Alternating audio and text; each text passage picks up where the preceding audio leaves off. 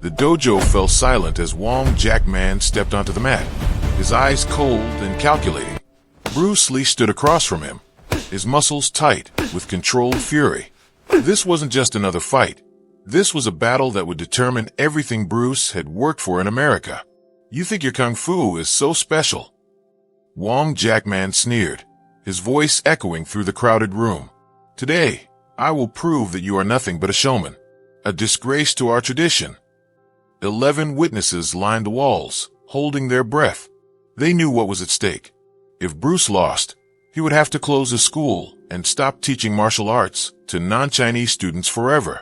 His American dream would die right here, right now, in this Oakland warehouse. But what none of them knew was that this 3-minute fight would change martial arts history forever. Before we dive into this incredible story, hit that subscribe button and turn on notifications so you never miss stories like this one. Trust me, you won't want to miss what happens next. The challenge that started everything. Oakland, California, 1964. Bruce Lee was only 24 years old, but he had already made enemies in the traditional Chinese martial arts community. His crime? Teaching kung fu to American students, white, black, Hispanic, anyone who wanted to learn. To the traditional masters in San Francisco's Chinatown, this was unforgivable. For generations, Chinese martial arts had been kept secret, passed down only within Chinese families and communities. They believed these ancient fighting techniques were sacred, meant only for Chinese people. Bruce didn't care about their old rules. He had a vision of martial arts as a universal language that could unite people, not divide them. He opened his Junfan Kung Fu Institute in Oakland, welcoming students of all backgrounds. His classes filled quickly with eager learners who had never been allowed to study real kung fu before. The traditional masters watched with growing anger. They sent warnings. They spread rumors. They called Bruce a traitor to his culture. But Bruce kept teaching, kept training, kept building something new. Then one day, a formal letter arrived. It was written in Chinese calligraphy on traditional paper, sealed with red wax. The message was clear.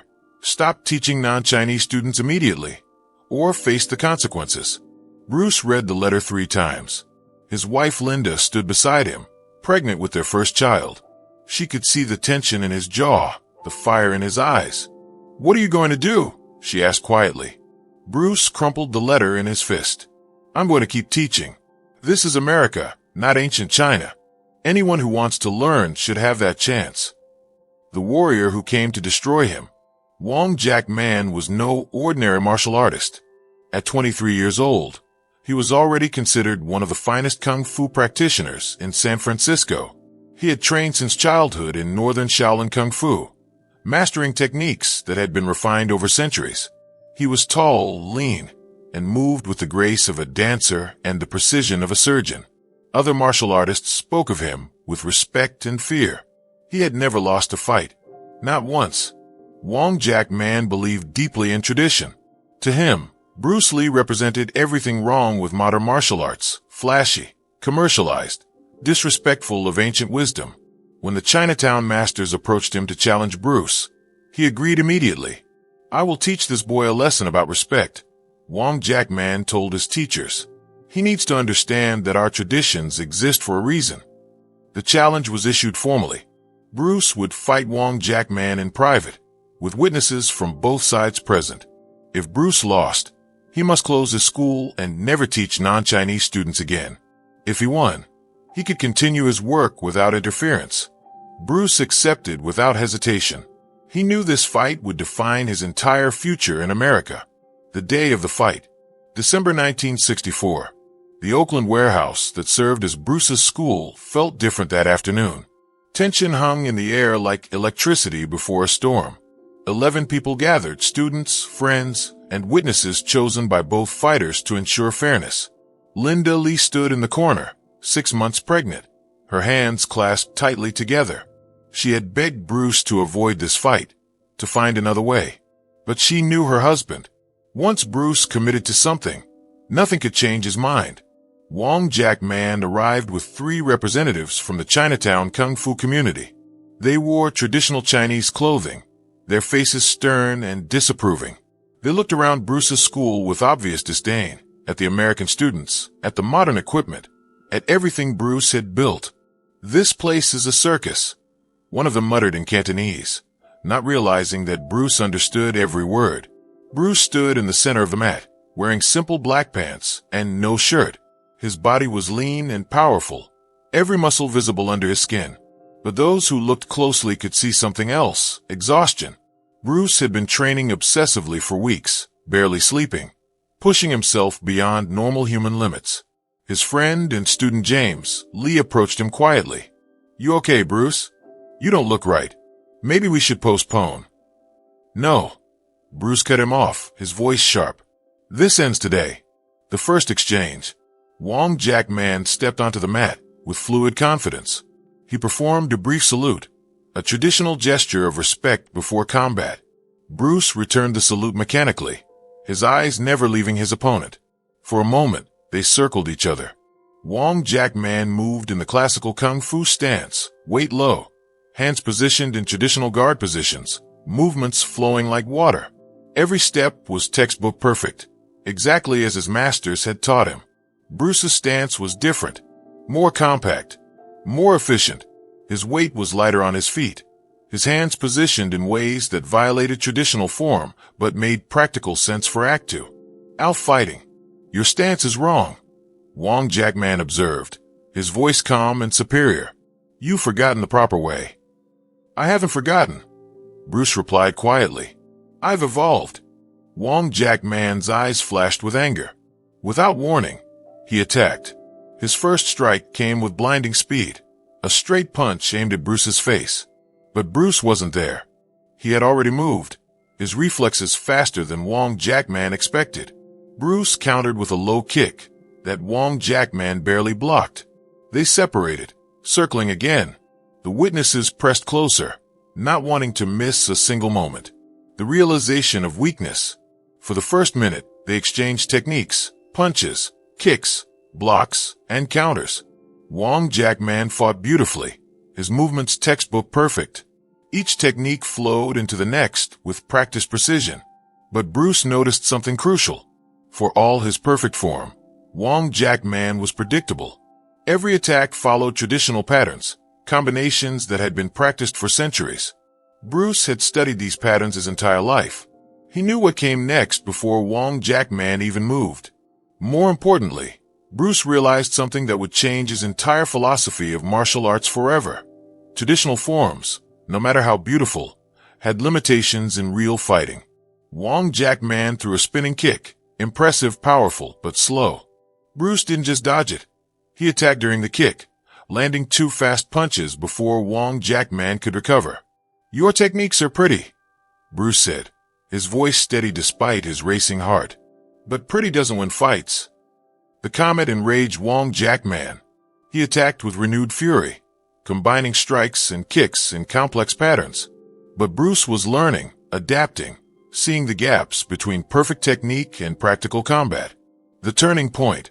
2 minutes into the fight, Bruce made a critical mistake. He threw a high kick that Wong Jackman blocked perfectly, then countered with a sweep that sent Bruce stumbling backward. For a moment, Bruce's legendary balance failed him. He nearly fell. The witnesses from Chinatown smiled. Their champion was winning. Linda Lee gasped, her hand covering her mouth. She saw something others missed. Bruce was exhausted. His breathing was labored. His movements, though still fast, lacked their usual explosive power. Wong Jackman pressed his advantage, launching a combination that drove Bruce back toward the wall. A straight punch grazed Bruce's cheek. An elbow strike missed by inches. Wong Jackman was winning, and he knew it. "Give up," Wong Jackman said, confidence filling his voice. "Close your school. Keep our traditions pure." That's when something changed in Bruce's eyes. Not anger, something deeper. Clarity. In that moment of almost defeat, Bruce Lee discovered something that would become the foundation of his revolutionary martial arts philosophy. He stopped trying to fight Wong Jackman using traditional techniques. He stopped thinking about proper form and ancient wisdom. He started fighting to win. The unleashing. What happened next would be debated by witnesses for decades, but everyone agreed on one thing. Bruce Lee transformed. He stopped circling, stopped playing defensive. Instead, he charged forward with an aggression that shocked everyone in the room. This wasn't traditional kung fu anymore. This was something new, something raw and terrifying. Bruce's punches came in rapid-fire bursts, not one at a time like traditional striking, but 3, 4, 5 punches in a blur of motion. Chain punches, he would later call them. Techniques that violated every classical principle, but worked with devastating effectiveness. Wong Jack Man tried to respond with traditional blocks and counters, but Bruce was too fast, too relentless. Every time Wong Jack Man set up for a proper technique, Bruce disrupted it with attacks from unexpected angles. A low kick to Wong Jack Man's lead leg, a straight punch to the face, an elbow strike that came from nowhere. Bruce wasn't following any traditional pattern. He was pure instinct and efficiency. "This isn't real kung fu," one of the Chinatown witnesses shouted, his voice filled with horror and disbelief. Bruce didn't respond. He didn't care about their approval anymore. He cared about winning, about protecting his school, about proving that martial arts could evolve beyond ancient limitations. The chase. Wong Jack Man began to retreat. Not strategically, desperately. He moved backward around the room, trying to create distance, trying to reset the fight to his terms. But Bruce pursued him like a hunting animal, never giving him space to recover. The fight became a chase. Wong Jack Man ran, literally ran, around the warehouse with Bruce following, launching attacks whenever he got close enough. It wasn't graceful. It wasn't what anyone expected from a formal martial arts challenge. It was real fighting, stripped of ceremony and tradition. "Stand and fight," Bruce shouted, frustration mixing with exhaustion in his voice. Wong Jack Man kept running, throwing occasional strikes backward but mainly focused on escape. His beautiful traditional stance was gone. His perfect technique had disappeared. He was simply trying to survive. The 11 witnesses watched in stunned silence. This wasn't the dignified martial arts challenge they had expected. This was raw, brutal, and completely real. After 3 minutes that felt like hours, Wong Jack Man made a final stand near the door. He turned to face Bruce, breathing hard, his traditional composure completely shattered. "I yield," he said quietly. But Bruce was too far gone in his fighting state. He launched another attack, driving Wong Jack Man backward until his back hit the wall. Bruce's fist stopped inches from Wong Jack Man's face. A final punch that he could have thrown but chose not to. "It's over," Bruce said, his voice barely above a whisper. "Leave. And tell your masters that I will teach whoever I want to teach." Wong Jack Man nodded, his face a mixture of shame and respect. Without another word, he and his representatives left the warehouse. The great challenge was finished. Bruce stood in the center of the mat, his chest heaving, sweat pouring down his face. He had won, but as the adrenaline faded, he felt no joy, only exhaustion and a growing realization that would change everything. The aftermath and reflection. Linda rushed to Bruce's side the moment Wong Jack Man left. She wrapped her arms around her husband, feeling him tremble, not from fear, but from pure physical exhaustion. "You won," she said softly. "It's over." But Bruce shook his head slowly. "I almost lost, Linda. I was too slow, too traditional. If Wong Jack Man had been more aggressive, if he had fought to truly hurt me instead of just prove a point." He didn't finish the sentence. He didn't need to. That night, Bruce couldn't sleep. He sat at his kitchen table, replaying every moment of the fight in his mind. He had won, yes, but the victory felt hollow. The fight had lasted 3 minutes. 3 minutes to defeat someone who wasn't even a top-tier fighter on the world stage. Bruce had always been fast, always been skilled. But in that warehouse, he had relied too much on traditional techniques that looked impressive, but weren't efficient enough for real combat. He had wasted energy on movements that were beautiful but impractical. The birth of a philosophy. The Wong Jack Man fight became the catalyst for everything that made Bruce Lee legendary. In the weeks and months that followed, he revolutionized his entire approach to martial arts. He threw away techniques that didn't work in real situations, no matter how traditional or respected they were. He started training differently, emphasizing practical application over classical form. He studied boxing, fencing, wrestling, and other fighting styles, taking the best techniques from each. He wrote in his journal, "Absorb what is useful, discard what is useless, add what is specifically your own." This philosophy would eventually become Jeet Kune Do, the way of the intercepting fist, Bruce's revolutionary martial arts system that emphasized practical effectiveness over traditional form. He also transformed his physical training. After the fight, Bruce realized he had been too exhausted too quickly. He began incorporating weight training, cardiovascular conditioning, and flexibility work that traditional martial artists avoided. He became obsessed with peak physical performance, developing the extraordinary physique and stamina that would make him famous. The universal truth. Years later, after Bruce Lee had become a movie star and international martial arts icon, a reporter asked him about the Wong Jack Man fight. "That fight taught me the most important lesson of my life," Bruce replied. "It doesn't matter how many years you've trained or which ancient master taught you. It doesn't matter if your technique looks beautiful or follows tradition perfectly. The only thing that matters in a real fight is what actually works." He paused, choosing his words carefully. Many traditional martial artists were angry with me for teaching non-Chinese students. They said I was betraying our culture. But real martial arts isn't about keeping secrets or maintaining traditions. It's about constant growth, constant learning, constant evolution. Bruce's philosophy extended beyond fighting. It became his approach to life itself. Question everything, keep what works, discard what doesn't, and never stop growing. The 11 witnesses who watched that December afternoon went on to spread the story across the martial arts world. Some exaggerated the details. Some changed the narrative to fit their own beliefs. But the core truth remained. In a private warehouse in Oakland, Bruce Lee learned the lesson that would define his legacy. The real victory. The real victory wasn't defeating Wong Jack Man. The real victory was Bruce's willingness to admit his own weaknesses and completely transform his approach to martial arts. Traditional masters cling to ancient techniques because they fear change. They worship the past and resist evolution. Bruce Lee did the opposite. He took the best from tradition, combined it with modern innovation, and created something entirely new. This mindset is what made Bruce Lee more than just a fighter or movie star. It made him a philosopher and revolutionary thinker whose ideas influenced millions of people worldwide. To this day, martial artists debate exactly what happened in that warehouse.